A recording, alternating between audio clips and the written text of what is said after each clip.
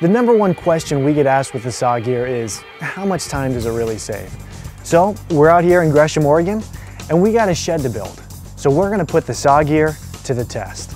We're gonna build this shed twice. Once using a tape measure and a pencil, the other time using the SawGear. Let's get to work.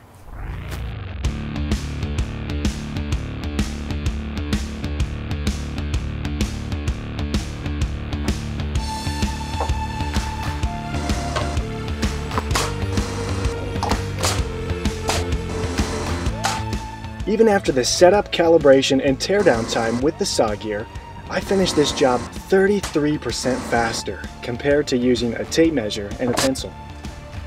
Using the SawGear, there is no competition.